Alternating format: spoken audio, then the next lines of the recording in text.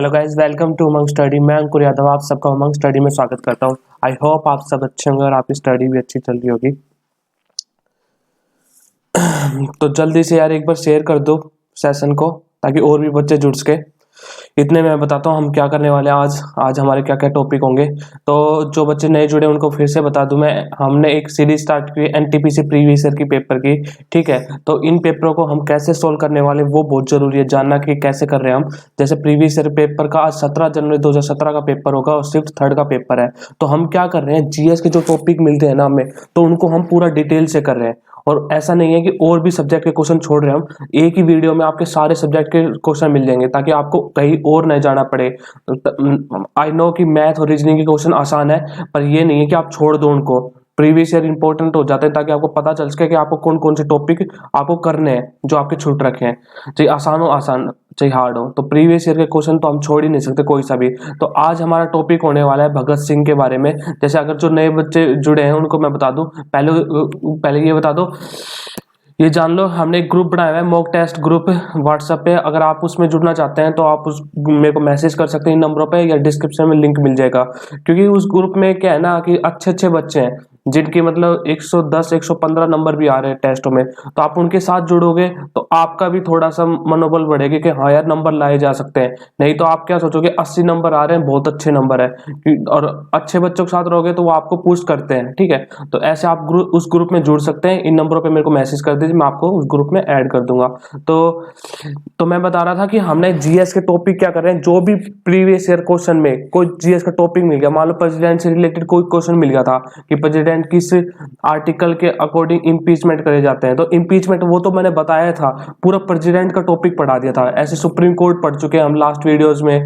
तो ऐसे कई टॉपिक तो मैंने लिखे भी नहीं है जो नहीं है। जैसे इसरो आ गया था, तो इसरो के जो सारे रिसेंट में स्टैटिक पॉइंट, इसरो का हेडक्वार्टर और जो भी स्टैटिक अभी मिशन लॉन्च करने वाले हैं वो भी मैंने ऐड कर दिए गए थे। ठीक है, तो ऐसे ही हम करते जा रहे हैं। तो जल्दी से बहुत इंपॉर्टेंट सेशन होने वाला है। आज भी हम भगत सिंह के बारे में देखेंगे, आसपास के जो भी उनकी बर्थ स्टैटिक पॉइंट पहले, फिर उन्होंने एचएसए की जो स्थापना की थी, और फिर जो सारी उनकी लास्ट में उनकी शहीद दिवस वगैरह जो बनाया जाता है उनके लिए, तो सब कुछ देखते जाएंगे। ठीक है, तो जल्दी से सेशन को शेयर कर दो यार, एक बार वीडियो को लाइक कर दो जल्दी से, ताकि और भी बच्चे जुड़ सके।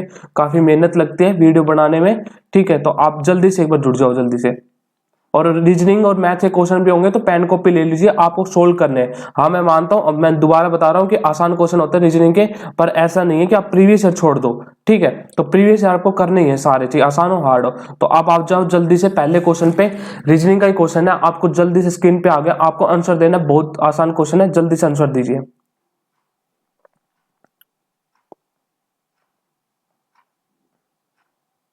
चलिए मैं बताता हूं, कुछ भी क्वेश्चन नहीं है। क्या दे रखा है, if white is yellow, white yellow black green है, ये जब दे रखा है ऐसे टाइप का क्वेश्चन आपने करा होगा। जो पहली बार कर रहा है उसको शायद थोड़ा सा टाइम ज्यादा लग जाए। तो ये डाटा आप पढ़ा, इतना तो आपको पढ़ना ही नहीं होता है। ठीक है, ब्लू वायलेट हो गए भूल जाओ, सीधा आओ लास्ट में, what would be the colour of human blood. तो ह्यूमन ब्लड का कलर क्या होता है, रंग का, मानव रक्त का रंग क्या होता है, रेड। तो अब आ जाओ रेड पे, आ जाओ रेड को क्या कह रहा है, रेड इज कॉल्ड येलो। तो येलो, रेड को येलो कह रहा है, तो येलो आपका आंसर आ जाएगा। देखिए आपको ये तो सीखने को पड़ेगा क्वेश्चन वगैरह, जो क्वेश्चन मैं करवा रहा हूं तो आपको ये तो सीखेगा। प्रीवियस ईयर क्वेश्चन है सारे, मैंने बता दिए 17 जनवरी के, वो तो आप सीखोगे और मेरी अप्रोच भी सीखोगे। जैसे मैंने 3-4 साल से एग्जाम दे रहा हूं, ठीक है, मैंने दिए मतलब क्लियर किए, काफी एसएससी के पेपर भी काफी क्लियर कर रखे हैं। तो जो भी मेरा एक्सपीरियंस होगा उस क्वेश्चन में, तो वो भी मैं बताऊंगा। अब जैसे और कोई बच्चा होता पूरा पढ़ता फिर, तो ऐसे क्वेश्चन लास्ट में पढ़ो। ऐसे हर क्वेश्चन में मेरी अप्रोच भी देखो कि भाई मैं कैसे करता हूं। अगर आपकी अप्रोच अच्छी है तो आप अपनी अप्रोच रखें, अगर मेरे को आपको लगे कि हाँ ये अप्रोच इसकी अच्छी है तो आप मेरी अप्रोच रखें। देखिए अगला क्वेश्चन देखिए, who among the following has served as finance minister of India. I know ये करंट का क्वेश्चन है, उस टाइम का मैंने इसलिए ऐड किया है ताकि आपको ये पता चल जाए कि हाँ भाई फाइनेंस मिनिस्टर वगैरह के बारे में, कैबिनेट के बारे में पूछा था। तो मेरा मतलब ये भी है कि आपको पूरा एकदम प्रीवियस ईयर का पता चल जाए कि कौन कौन सी टॉपिक आपको छोड़नी नहीं है। तो देखिए आपको मिनिस्टर का मैं बता दूं, फाइनेंस मिनिस्टर उस टाइम तो कौन थे, प्रणब मुखर्जी, पर अब कौन है, अब आपको पता होगा। प्रणब मुखर्जी नहीं, श्रीमती निर्मला सीतारमण। अब मेरे को ये और बताइए, तो फाइनेंस मिनिस्टर तो है ही, वित्त मंत्री तो है ही, एक और मिनिस्टर होंगे, और कौन सी एक और जो इनको काम सौंपा हुआ है वो किसका है? Corporate affairs. इसका भी इन्हीं को ही श्रीमती सीतारमण को ही काम सौंपा हुआ है। तो फाइनेंस मिनिस्टर आपको पता चलेगा श्रीमती निर्मला सीतारमण। तो ये सारे आपको पता होना चाहिए। कैसे अनुराग ठाकुर के स्पोर्ट्स मिनिस्टर बन गए, जी किशन रेड्डी के कल्चर टूरिज्म बन गए। तो ये आप सबको पता होना चाहिए। अगर कैसे ये लिस्ट में याद करने का समझाने का तो कुछ है नहीं, तो ये पूरी लिस्ट कैबिनेट की जो मैं सारी व्हाट्सएप ग्रुप में भेज देता हूँ, ठीक है। जो भी आज जैसे पढ़ाया है, तो आज का जो स्टैटिक पॉइंट का है वो उस ग्रुप में मिल जाता है, ठीक है। तो उस ग्रुप में जरूर जुड़ जाए, ठीक है। अगला क्वेश्चन देखिए, assumed office of the lieutenant governor of Pondicherry on 20। देखिए ये भी करंट का क्वेश्चन है। मेरा ऐड करने का मतलब यही था कि भाई उस टाइम गवर्नर लास्ट पीरियड से ना गवर्नर के क्वेश्चन भी पता चले गए। तो अभी हम देखेंगे अब कौन है गवर्नर ऑफ पांडुचेरी। उस टाइम तो क्या थे? डॉक्टर किरण बेदी। पर अब कौन है, जल्दी से बताइए। तो अभी के कौन है गवर्नर ऑफ पांडुचेरी के? क्या है? डॉक्टर तमिली साई सौंदर रजन। ये स्पेलिंग देख लें, SAUNDER है, सौंदर रजन। किसी ये अभी वहां के क्या है? लेफ्टिनेंट या किसी उपराज्यपाल, किसी उप राज्यपाल गवर्नर है वहां के, ठीक है। तो ये आप देख लीजिए, गवर्नर की लिस्ट आपको मिल जाएगी ग्रुप में, और वो सारे आप गवर्नर आप भी याद रख लीजिए, ठीक है। चलिए अगले क्वेश्चन पे मूव करते हैं। जल्दी से अगला क्वेश्चन देखिए, जल्दी से आंसर दीजिए इस क्वेश्चन का।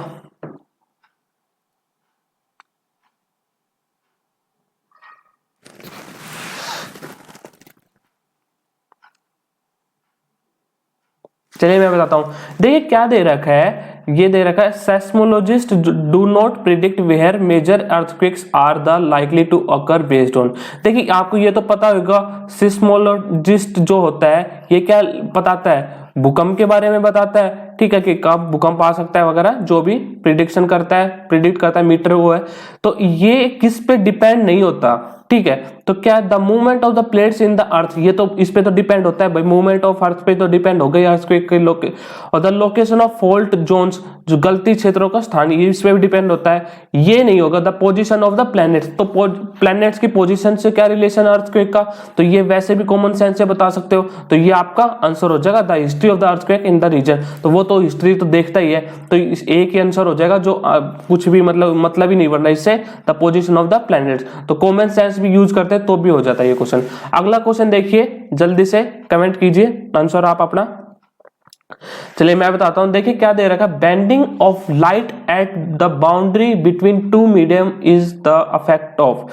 देखिए दो मीडियम के बीच में, मान लो ये मीडियम यहाँ पे एयर मान लो, यहाँ पे वाटर मान लो, तो ये दो मीडियम हो गए। इनसे अगर एक रे जाती है, मान लो ये रे ऐसे जा रही है और इस साइड मान लो ये मुड़ जाती है, किस साइड मुड़ेगी? वाटर के अंदर बताइए, नॉर्मल से इस साइड मुड़ेगी या, देखिए यहां से दो ऑप्शन बताता हूं, ये भी पूछ लेते हैं किस साइड बैंड होगी। तो इस साइड से अगर वाटर है, ये वाटर है, एयर से वाटर में जा रही है, मतलब रेयर से डेंसर में जा रही है, तो इस साइड मुड़ेगी या फिर आप बताइए ऐसे करके, या दूर की तरफ मुड़ेगी? तो बताइए, तो हमेशा ये वाला ऑप्शन सही होगा। तो ये अपना जो मैं बता रहा था, तो ये नॉर्मल की तरफ मुड़ेगी, ठीक है, जब अगर रेयर से डेंसर मीडियम की तरफ जा रही है, ठीक है। अगर उल्टा होता, यहाँ पे एयर होती, यहाँ पे वाटर होता, तो ये आपका ये वाला सही हो जाता, ठीक है। तो ये तो आ जाए, यहाँ पे हो गया, ये हो गया, समझ में आ गया किस साइड बैंड होती है। तो ये पूछ रहे ये जो प्रोसेस है बैंड होने को, इस प्रोसेस को कौन सा जो अफेक्ट कहेंगे? तो ये क्या होता है? रिफ्लेक्शन। और जो नए बच्चे जुड़े हैं उनको अगर पता नहीं है कि हमने एक कम से कम इस सीरीज की जो मैंने बताया टॉपिक, कम से कम हमने 22 की करीब वीडियो आ चुके हैं। तो ये सारे टॉपिक, पूरा ये टॉपिक हुआ था बहुत अच्छे से, मतलब किस चीज में सीखा था मैंने बताया ना, हमने एक टॉपिक ये लिस्ट देखी थी। देखो ऑप्टिकल फाइबर का क्वेश्चन आया था, आया था ना, किसी को याद हो तो ऑप्टिकल फाइबर का क्वेश्चन आया था, तो उसमें मैंने पूरा किस प्रिंसिपल पे काम करता है, ऑप्टिकल फाइबर TIR पे। तो उसमें ऑप्शन था स्कैटरिंग भी था, डिफ्यूजन भी था, रिफ्लेक्शन भी था, रिफ्रैक्शन भी था, तो वो सारे मैंने करवा दिए थे आपको, ठीक है। फिर भी थोड़ा सा चलो रिवाइज करवा देता हूं, पर बहुत इंपॉर्टेंट वीडियो होती है, तो आप डेली रेगुलर देखें। 30-40 मिनट की वीडियो की, अगर आपको आता है तब भी आप किसी 2x की स्पीड से देख सकते हैं, तो आपको काफी पेपर के टाइम में काफी इंपॉर्टेंट वीडियो लगेगी, और काफी देखना, आपके क्वेश्चन भी इसी से निकलेंगे। क्योंकि हम कोई फालतू का क्वेश्चन या फालतू का कॉन्सेप्ट तो लेने, प्रीवियस ईयर का क्वेश्चन है, प्रीवियस ईयर का कॉन्सेप्ट है, तो उससे इंपॉर्टेंट कुछ हो ही नहीं सकता। तो देखिए अब यहाँ पे आ जाइए, तो अब क्या हो गया, ये तो समझ में आ गया, ये कौन सा प्रोसेस होता है, रिफ्रैक्शन प्रोसेस होता है। तो रिफ्रैक्शन आपको समझ में आ गया ना, ऊपर तक, ठीक है। हिंदी में इस साइड लिख रहा है, अगर आप देख लेना।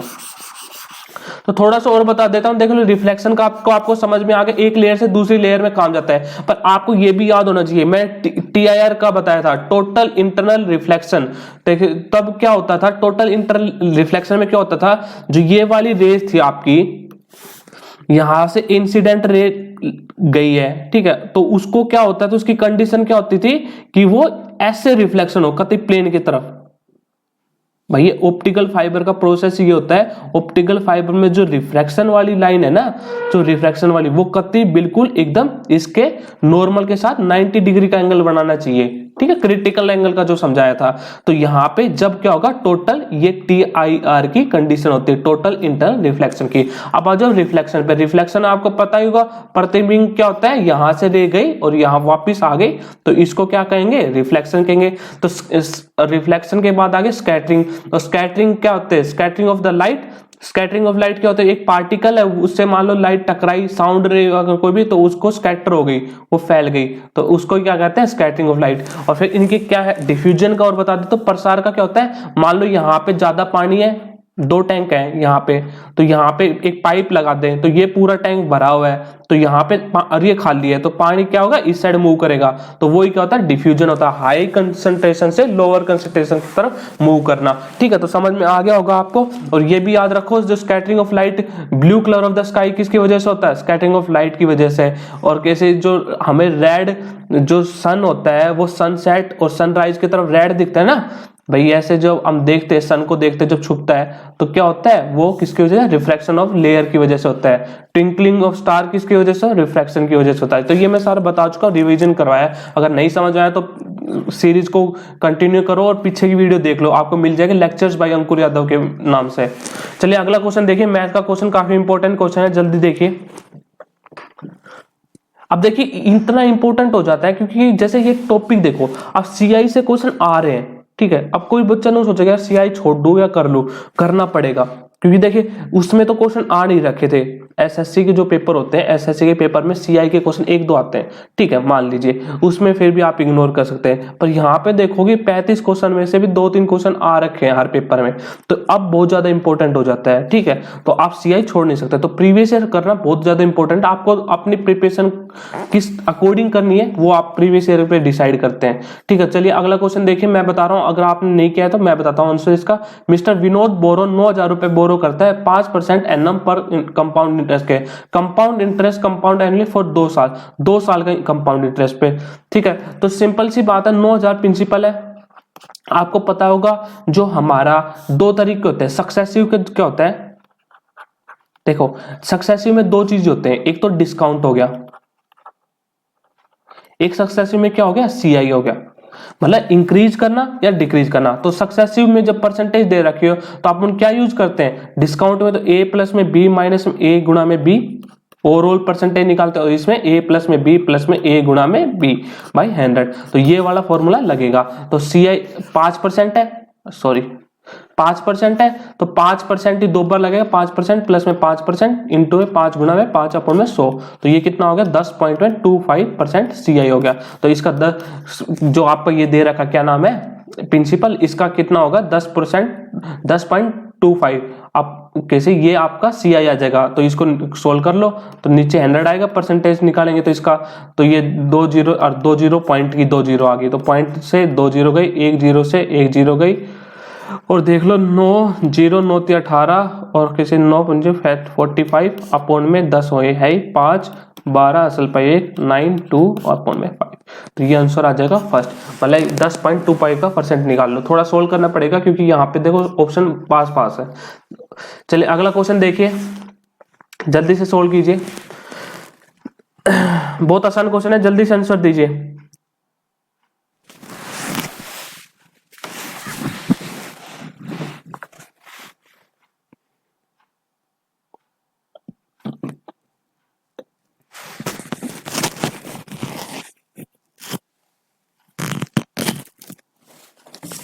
चलिए मैं बताता हूँ, देखिए क्या दे रखा है, mister Dev sold a bus for 2210 with a loss of 15%, ठीक है। At what price should the bus be sold to get profit 15%, 15% का प्रॉफिट पाने के लिए कितना करें। तो देखिए क्या कह रखा है, लॉस कैसे, मतलब 15% के लॉस पे बेचता है तो तब क्या अमाउंट दे रखा है, 22,22,10। तो मतलब क्या हो गया भाई, 15% की लॉस मतलब 85 की वैल्यू आ गई, और 100 की वैल्यू निकालेंगे, ये क्या आ गया, ये आपका CI आ गया, यही तो आ गया ना, ये आ गया, ठीक है, 90p आ गया, ठीक है। अब क्या कह रहा है, at what price should bus the sold to get profit as 15%, 15% का प्रॉफिट बेचना, मतलब 100 की चीज थी 115 पे बेचनी पड़ेगी। तो ये समझ में आ गया, सिंपल सा है। तो ये आप सोल्व कर लीजिए, ये कितना 17 5 पे ना, 5 से कर लो पहले, 5 5 17 और ये कितना आएगा 23, और 17 एकम 17 और 6 5 1 3 0, तो ये कितना आ जाएगा 23 एकम 23 और 23 दिया 69 और 0, तो ये कितना आ जाएगा 2990 फोर्थ आपका आंसर हो जाएगा, ठीक है। चलिए अगला क्वेश्चन देखिए, if A is the brother of sons of B son, how is A is related to B। जल्दी करिए, आसान क्वेश्चन है, ब्लड रिलेशन का क्वेश्चन है, कुछ बच्चे गलती भी कर सकते हैं इस क्वेश्चन में। चलिए देखते हैं, चलिए मैं बताता हूं, देखिए क्या दे रखा है, A is the brother of sons of B's son. जो A है वो ब्रदर है सन ऑफ बी सन, तो मतलब B है यहां पे होगा, फिर उसका सन होगा, फिर सन का सन होगा, ठीक है, मतलब ग्रैंड सन होगा। उसका क्या है, B भाई है ना, जो A उसका भाई है, तो A क्या लगा भाई, किसी बेटे का भाई, तो सिंपल सी बात है, क्या होगा ग्रैंडसन ही होगा। नीचे दूसरी जनरेशन आ गई ना, तो क्या आ गया ग्रैंडसन, इसका आंसर हो जाएगा। चलिए अगला क्वेश्चन देखिए, जल्दी से कीजिए। देखिए ये भी करंट का क्वेश्चन है, पर मेरे को बताना था कि करंट के क्वेश्चन में किसी नेशनल पार्क से क्वेश्चन आ रखे हैं, वो भी काफी इंपॉर्टेंट है, और इस क्वेश्चन से हम अब सीख सकते हैं। आपके लिए होमवर्क है, अब आप भी कुछ करिए। जैसे आपको अब ये दे रखा है उस टाइम का, in February 2016 was added as India 49th tiger reserve. तो उस टाइम 49 टाइगर रिजर्व ऐड किया गया था, वो कौन सा ऐड किया गया था ये मैं बता देता हूँ। वो ऐड किया गया था औरंग टाइगर रिजर्व, ये किया गया था। तो इसका आपको पता होगा, अब नाम चेंज कर दिया।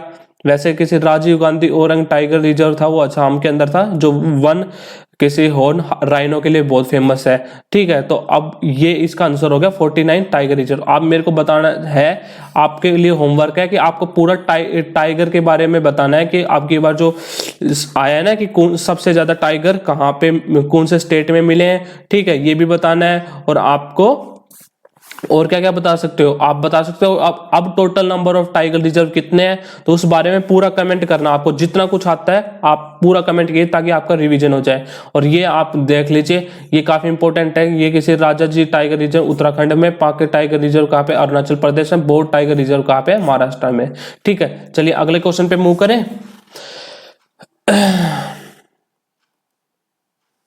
चलिए अगला क्वेश्चन कीजिए बहुत जल्दी, आंसर दीजिए आप जल्दी इस क्वेश्चन का।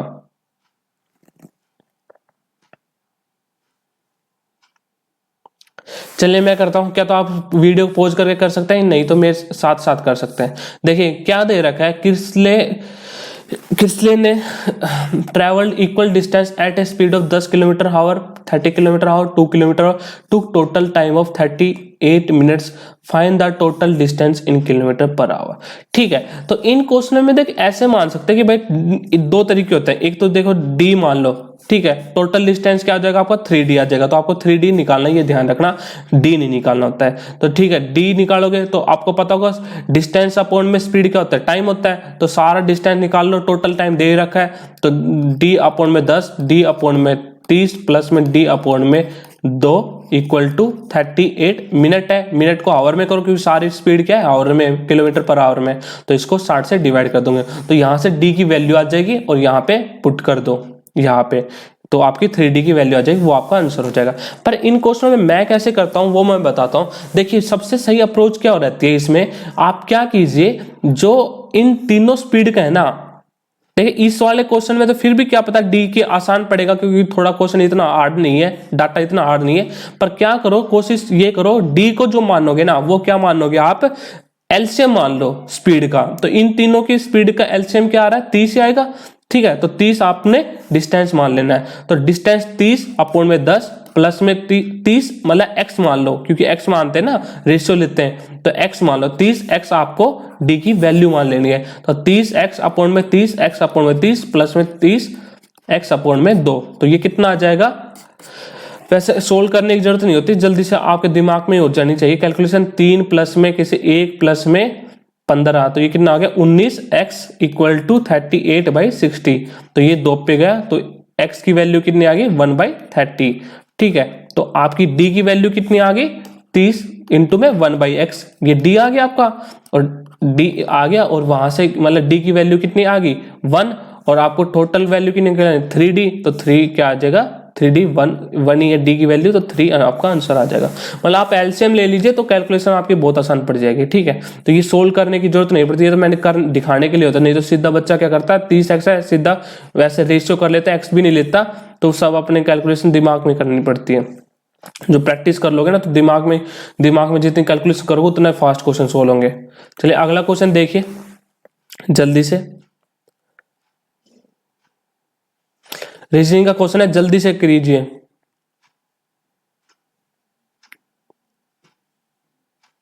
चलिए मैं बताता हूं, देखिए क्या दे रखा, सम एडिटर्स आर एक्टर्स, जो कुछ एडिटर्स हैं वो क्या है एक्टर्स है, और इन क्वेश्चनों में ओवरलैपिंग कम से कम करनी है। All the actors are writer, जो ऑल द एक्टर्स हैं वो क्या है राइटर है।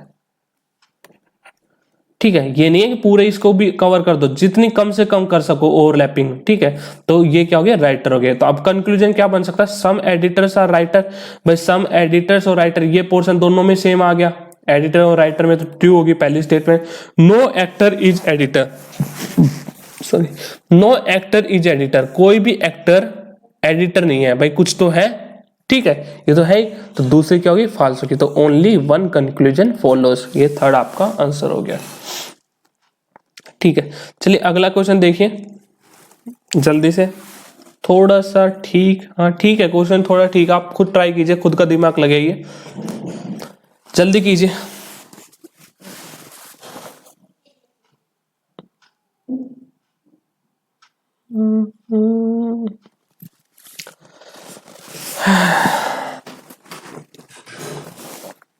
क्या बात है भाई, काफी एक दो बच्चों के भी आंसर नहीं आए हैं क्या, जल्दी कीजिए सही आंसर।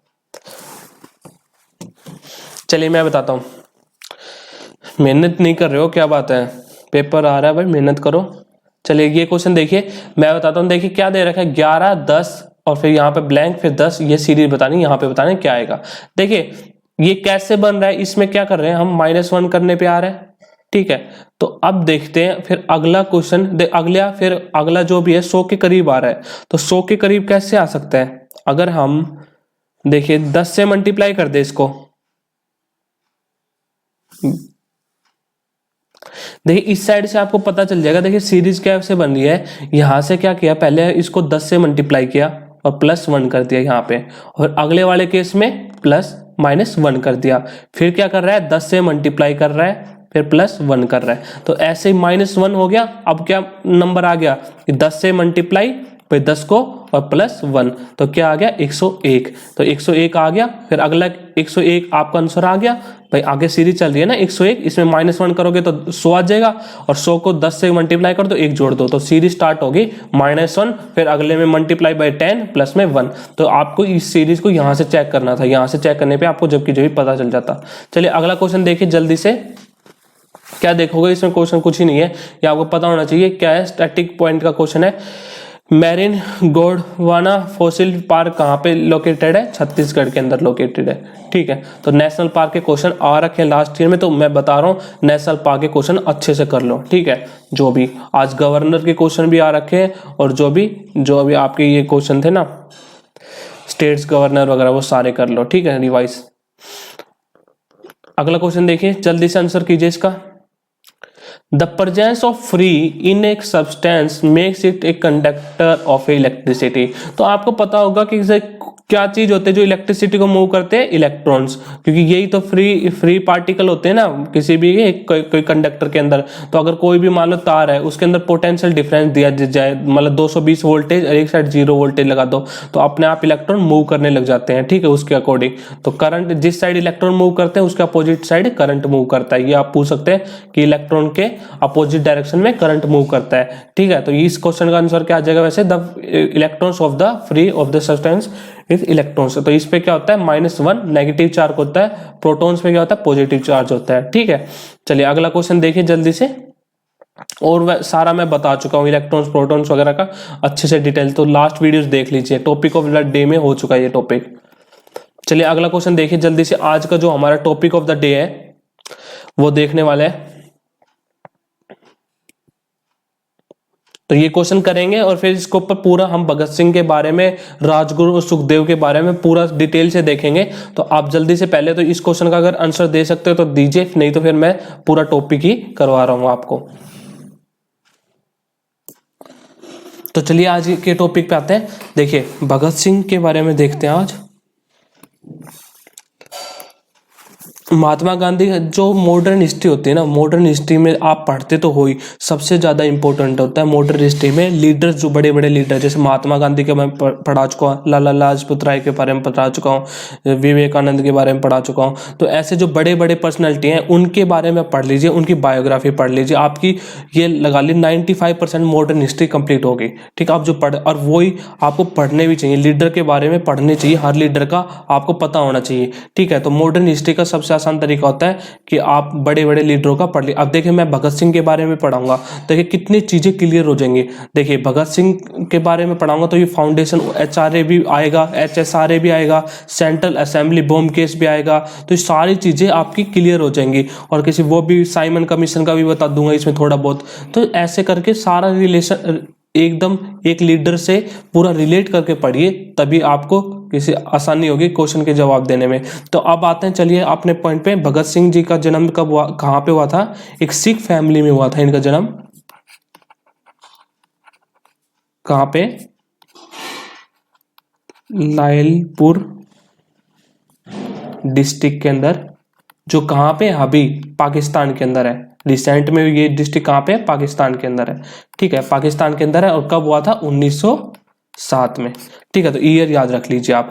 ठीक है, तो ये मैंने क्या लिखा है, जैसे भगत सिंह जी है ना, ये है ना किससे बहुत ज्यादा अफेक्ट हुए थे, इनके ऊपर बहुत ज्यादा अफेक्ट हुआ था। एक तो जलियांवाला बाग मास्क 1919 में, आपको पता होगा जलियांवाला बाग हत्याकांड हुआ था। ठीक है, उससे बहुत ज्यादा अफेक्ट हुए थे कि अंग्रेजों के खिलाफ कि हमारे देश को आजाद करना है, ये उससे जलियांवाला बाग से बहुत ज्यादा अफेक्ट हुए थे। और एक इससे अफेक्ट हुए थे violence against unarmed Akali protester at Nana Sahib, जो अकाली प्रोटेस्ट के खिलाफ कैसे अनआर्म थे, उनके ब्रिटिश ने वॉयलेंस किया था उनके, तो जब उनसे बहुत ज्यादा अफेक्ट हुए थे इन दो केसेस की वजह से। तो फिर अब आते हैं इनकी जो फाउंडेशन पे। ठीक है, इन्होंने क्या क्या फाउंडेशन की थी और उसको कैसे कैसे काम किया था उन फाउंडेशन ने।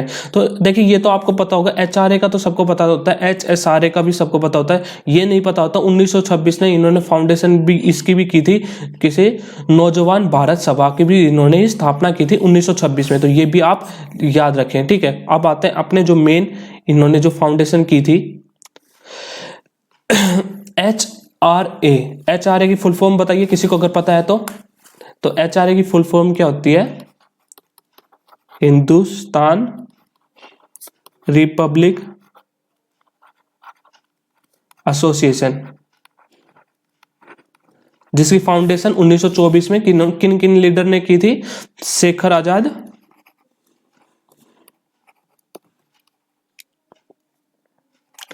भगत सिंह तो है ही, भगत सिंह, सुखदेव और राजगुरु, मेन लीडर यही थे। तो अब देखते हैं एचआरए का जो पहला काम था, जो हिंदुस्तान रिपब्लिक एसोसिएशन था, इनका पहला जो काम था, इन्होंने फर्स्ट वर्क क्या था? इनका फर्स्ट वर्क क्या क्या था? इन्होंने, मैंने बताया भी था थोड़े दिन पहले ही, 1925 में क्या किया था इन्होंने? काकोरी केस। अब काकोरी केस का अब नाम क्या कर दिया? पहले क्या कहते थे? काकोरी कांड।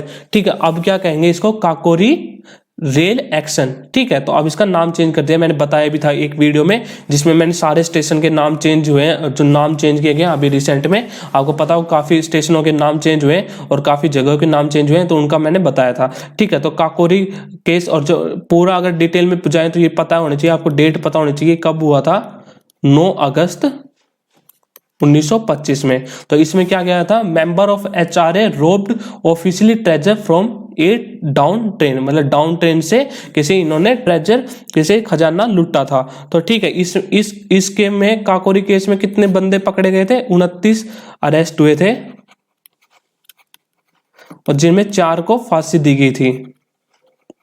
बस एक जो थे आजाद, किसी शेखर आजाद, वो ही बच पाए थे, और लगभग सब पकड़े गए थे। ठीक है, और 4 कौन से थे ये पता होना चाहिए आपको। 4 सबसे पहले किन को मतलब किसी फांसी दी गई थी? आरपी बिस्मिल, और कौन थे? असफुल्ला खान। तो ये पूछ लेते हैं, जो फर्स्ट मुस्लिम था जो आज़ादी के लिए, देश की स्वतंत्रता के लिए मतलब फांसी, मतलब हैंग्ड हुआ था, तो ये पूछ लेते हैं कौन था वो? असफुल्ला खान था। ठीक है, और कौन थे? रोशन सिंह, और एक और कौन थे? राजेंद्र, जिनको फांसी दी गई थी, राजेंद्र लहीन, जो शहीद हुए थे पहले मुस्लिम, वो इनका नाम आता है। तो ये मेनली ये याद रखें, ये आपको पूछ सकते हैं, असफुल्ला खान। ठीक है, अब आइए अगली बार 1928 फाउंडेशन ऑफ एचएसआरए पे। देखिए क्या हुआ था ना, आपको पता होगा 1928 में क्या होता? साइमन कमीशन आया हुआ था। ठीक है, तो उनके जो खिलाफ किसी प्रोटेस्ट हो रहे थे, तो लाला जी किसी उस प्रोटेस्ट में थे। तो लाला जी को क्या हुआ था?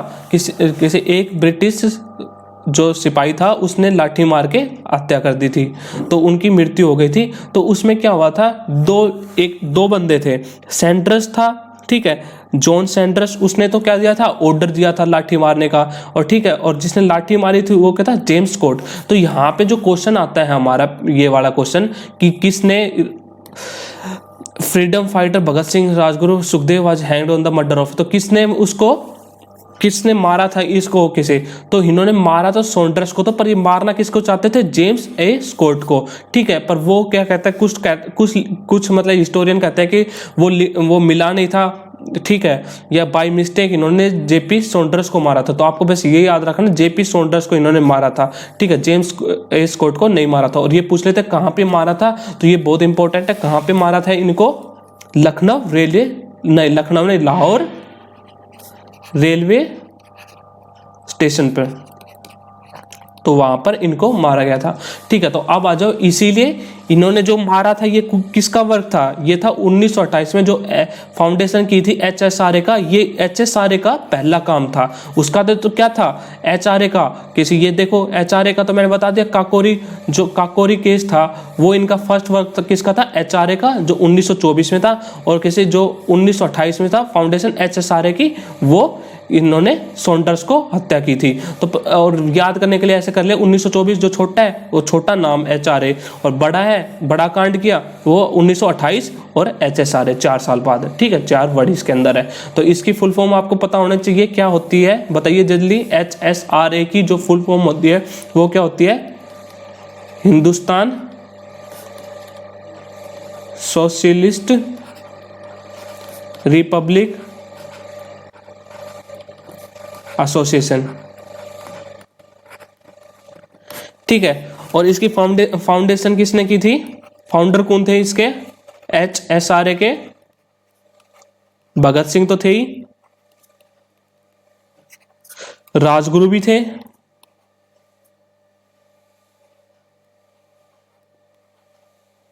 नेक्स्ट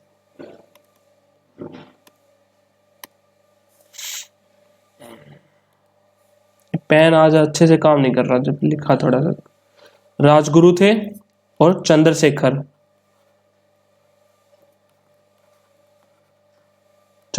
आजाद, और भी थे, ऐसा नहीं कह सकते, मेनली यही थे लीडर, ठीक है। और कहां पे हुई थी इसकी, कौन सा प्लेस पे हुई थी, फिरोज शाह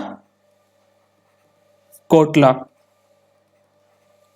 जो कहां पे है, दिल्ली में। और स्टेडियम का नाम अब चेंज करके क्या कर दिया गया, ये आप मेरे को बताएंगे, क्योंकि लास्ट वीडियो में मैंने बता चुका हूं। तो आपको इसका वर्क बता दिया, फर्स्ट वर्क क्या था, मर्डर ऑफ जॉन सॉन्डर्स का, ठीक है। तो इसमें चलते आगे, किस किस ने मर्डर किया था, इसका कौन था आपको बताइए, क्वेश्चन में देख लिया था, भगत सिंह, चंद्रशेखर आजाद और यही थे, ठीक है। और कौन थे, एक और लीडर थे ना, भगत सिंह, राजगुरु, चंद्रशेखर आजाद, ठीक है। अब आइए अपने अगले पे, देखिए इस केस में ना इनको पकड़ा नहीं गया था, भगत सिंह अभी पकड़े नहीं गए थे, ठीक है। आगे आएंगे भगत सिंह किस केस में पकड़े गए थे, फिर उसके बाद क्या हुआ था जब इनको फांसी मिली थी। 1929 में सेंट्रल असेंबली बॉम्ब केस हुआ था। सेंट्रल असेंबली में क्या हुआ था, इन्होंने भगत सिंह ने और एक और लीडर थे, इनके साथ में कौन थे, बीके दत्ता। तो बीके दत्ता दोनों ने मिलकर क्या किया था, सेंट्रल असेंबली में बॉम्ब गिर दिया था। तो वहां पे किसी की मृत्यु नहीं हुई थी, ये सिर्फ क्या चाहते थे, एक फ्रेंच किसी रिवॉल्यूशनरी था उससे मोटिवेट होके, उसने भी ऐसा ही कुछ किया था, तो उससे मोटिवेट होके इन्होंने क्या किया था, बॉम्ब गिरा था और कुछ पैम्पलेट गिरी थी। तो इनका बस मकसद ये था, किसी को मारना नहीं था, और जो कोई मरा भी नहीं था इस बॉम्ब केस में, बस इनका मकसद ये था कि भाई जो बहरे हैं, जो सुन नहीं रहे, तो वो सुन सके, ठीक है, मतलब हमारी किसी जो क्रांति की आवाज दूर तक जा सके। तो इन्होंने उसी बॉम्ब केस में पैम्पलेट गिरे और किसी बॉम्ब गिरा और उसमें एक नारा दिया था, इनकलाब जिंदाबाद। तो इनकलाब जिंदाबाद का नारा दिया था। इनकलाब जिंदाबाद को आपको बताना, चलिए ये बताइए, आपने सुना तो बहुत बार होगा इनकलाब जिंदाबाद का नारा, पर ये बताइए इनकलाब जिंदाबाद का मीनिंग क्या होता है, मतलब अर्थ क्या होता है इसका। तो इसका क्या होता है, हमारी क्रांति जारी रहे, ठीक है। तो 1928 में ये बॉम्ब केस में आपको समझ में आ गया ये क्या हुआ था। तो इस केस में ये पकड़े गए थे। तो और ये पता होना चाहिए आपको, बॉम्ब केस कब हुआ था, 8 मार्च, अगर डिटेल में जाए एकदम पता होना चाहिए डेट, 1929 में, ठीक है। तो ये हुआ था। और आपको और भी पता क्या होना चाहिए इसके, तो सेंट्रल असेंबली का आपको पता होना चाहिए। सेंट्रल असेंबली का पूछ लेते हैं, सेंट्रल असेंबली की स्थापना कब हुई थी, 1927 में। और इसके जो फर्स्ट लीडर थे वो कौन थे, सर फ्रेडरिक वाइट, ये फर्स्ट लीडर थे। ये भी क्वेश्चन काफी एसएससी में कई बार पूछा गया है, ठीक है। तो ये आपको समझ में आ गया। इस केस में फिर क्या होता है, भगत सिंह को पकड़ लिया गया था, ठीक, इस केस में पकड़ा गया था। फिर बाद में इनको पता चला कि भाई भगत सिंह किसी जो लाहौर जो कॉन्स्पिरेसी केस था, जो लाहौर में जो सॉन्डर्स की हत्या की थी, उस केस में भी इनका हाथ है। तो जब इनको फांसी दी गई थी, तो फांसी वाले जो केस में था, इस केस में, तो इस केस में कौन जज थे ये पूछ लेते हैं। तो जज कौन थे उस टाइम, जब जेसी हिल टेरनोमोय, तो ये कौन थे, जज थे उस केस के, ठीक है। ये पूछ सकते हैं। और किस किस को फांसी दी गई थी, भगत सिंह को, सुखदेव को, राजगुरु को। देखिए यहाँ पे कंफ्यूज मत हो जाए, कई बच्चे कंफ्यूज रहते हैं, किसी चंद्रशेखर आजाद भी नहीं हुए थे। चंद्रशेखर आजाद को कभी फांसी नहीं मिली। चंद्रशेखर आजाद ने अपने आप को गोली मारी थी, कहां पर मारी थी, इलाहाबाद या प्रयागराज कह सकते हो, वहां पे एक पार्क में उन्होंने किसी जो ब्रिटिश जो वो थी पुलिस ने, उन्होंने घेर लिया था। तो चंद्रशेखर आजाद ने अपने आप को खुद को गोली मार ली थी, ठीक है। तो वहां पे इनसे रिलेट मत करना इस केस से, ठीक है। तो 23 मार्च को 1931 को जो भगत सिंह, सुखदेव और राजगुरु, इन तीनों को फांसी दी गई थी, ठीक है। तो ये तो समझ में आ गया। और क्या पता होना चाहिए, और इस डे को 23 मार्च को जो हमारे लिए बहुत तो इस डे को कौन सा दिन इसके नाम से जाना जाता है आपको पता होना चाहिए, मैट्रेस डे, शहीद दिवस, शहीद दिवस दो बार जाना जाता है, एक बार तो महात्मा गांधी की मृत्यु 28 जनवरी को और एक बार 23 मार्च को भी। तो और इसको कैसे शहीद दिवस और कैसे कौन कौन सा दिवस जाना जाता है, सर्वोदय दिवस के नाम से भी जाना जाता है। ठीक है, और क्या पूछ सकता है भगत सिंह जी के बारे में, भगत सिंह जी के बारे में ये भी पूछ सकता है कि इनकी कौन सी बुक थी जो पॉपुलर बुक इन्होंने लिखी थी। तो बुक पूछ ले तो बुक भी याद रखिए, बुक में कौन कौन सी बुक आती है इनकी। वाई बहुत अच्छी बुक है, आप खुद पढ़ना चाहिए कि एक इस उस उम्र में, इतनी सी कम उम्र में उनकी क्या विचारधारा थी। और आजकल हमारे बच्चे 20-22 साल की उम्र में सिर्फ वीडियो गेम पबजी में लगे हुए हैं, तो ये पढ़ना एक बार, ये बुक बहुत अच्छी बुक है, why I am an atheist, ये बुक थी इनकी, इन्होंने लिखी थी। और जेल डायरी जो इनकी फेमस बुक थी, जो पूछ सकते हैं, तो जेल डायरी और लेटर, ये 3 बुक याद रखें, लेटर टू फादर, ये 3 बुक याद रखें। ठीक है, तो इतना काफी है भगत सिंह जी के बारे में। आई होप आपको अच्छा लगा होगा वीडियो, और वीडियो अच्छी लगी तो यार लाइक करके जाना। ठीक है, और जाने से पहले एक चीज और ऐड कर दो, अगर आप घर बैठे तैयारी करना चाहते हैं तो अनअकैडमी के साथ कर सकते हैं, अनअकैडमी के साथ कर सकते हैं। और यहाँ पर अब चल रहा है किसी न्यू ईयर ऑफर चल रहा है, 22% ऑफ मिलेगा आपको हर एक जो आप कोर्स के लिए, तो आप इनरोल कर सकते हैं इस कोर्स में। इनरोल, ये ऑफर 1 जनवरी से 3 जनवरी के बीच में रहेगा, तो जल्दी से इनरोल कर लीजिए। और किसी हमारा कोड यूज करना, उसके लिए हमारा कोड यूज करोगे उमंग, UMANG, उमंग STUDY स्टडी। ठीक है, और यहाँ पे S और G और S के बीच में कोई भी स्पेस नहीं है, ये कैपिटल लेटर में UMANG, उमंग STUDY स्टडी, और यहाँ पे कोई भी स्पेस नहीं है। तो थैंक यू गाइस, और स्टडी को करते रहिए। चलिए बाय।